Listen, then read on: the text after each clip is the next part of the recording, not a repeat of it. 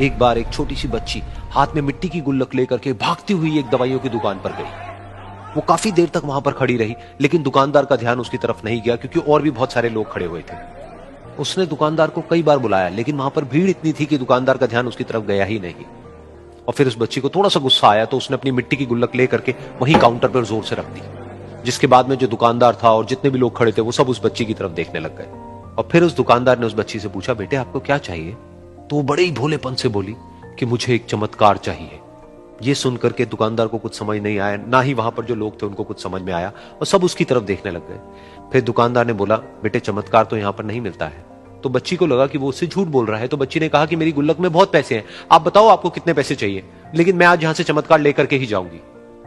तो वहीं काउंटर पे एक और आदमी खड़ा था, उसने उस बच्ची से पूछा कि बेटे क्यों चाहिए तुमको चमत्कार? तब उस बच्ची ने अपनी कहानी बताई कि अभी कुछ दिन पहले मेरे भाई के सर में बहुत तेज दर्द हुआ, तो मेरे पापा मम्मी उसको हॉस्पिटल ले गए।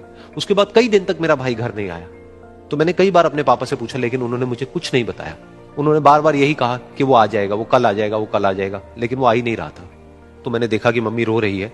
अब पापा मम्मी को कह रहे थे कि उसकी दवाइयों के लिए और उसके इलाज के लिए जितने पैसे चाहिए उतने मेरे पास में नहीं है, अब उसको कोई चमत्कार ही बचा सकता है। तब मुझे लगा कि अगर मेरे पापा के पास में इतने पैसे नहीं भी हैं तो क्या हुआ, मेरे पास में तो है। तो मैंने जितने भी पैसे जोड़ रखे हैं वो सारे लेकर के मैं इस दवाई की दुकान पर आई। फिर उस आदमी ने उस बच्ची से पूछा, कितने पैसे हैं तुम्हारे पास में? ये सुनते ही उस बच्ची ने अपनी गुल्लक उठाई, जमीन पर फेंकी और तोड़ दी, और पैसे गिनने लग गई। बाकी सब लोग खड़े होकर के उसको देख रहे थे। थोड़ी देर बाद उसने सारे पैसे अपने हाथ में इकट्ठे किए और बोली, मेरे पास में पूरे 19 रुपए हैं। वो जो आदमी वहां पर खड़ा था वो थोड़ा सा मुस्कुराया और बोला कि अरे तुम्हारे पास में तो पूरे पैसे हैं, इतने का ही तो आता है चमत्कार। ये सुनकर के वो बच्ची बहुत खुश हो गई और बोली कि चलो मैं आपको अपने पापा से मिलवाती हूं।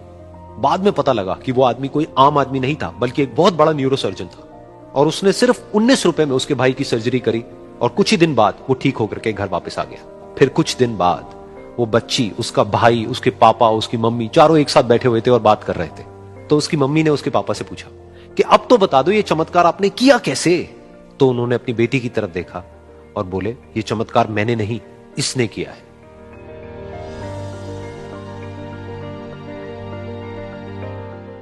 तो यहां पर एक बहुत बड़ी बात है जो हम उस छोटी सी बच्ची से सीख सकते हैं कि जिंदगी में कभी कभी ऐसा होता है कि हमको कोई रास्ता नजर नहीं आ रहा होता है और हम लोग हिम्मत हार जाते हैं। तब हमारे अंदर एक बच्चा होता है जो कोशिश करने से कभी भी पीछे नहीं हटता है। वो हार मानने को तैयार नहीं होता है, क्योंकि उसको ना शब्द समझ नहीं आता है। वो बच्चा जिसके लिए कुछ भी नामुमकिन नहीं है, क्योंकि वो हर हाल में कोशिश करता ही रहता है।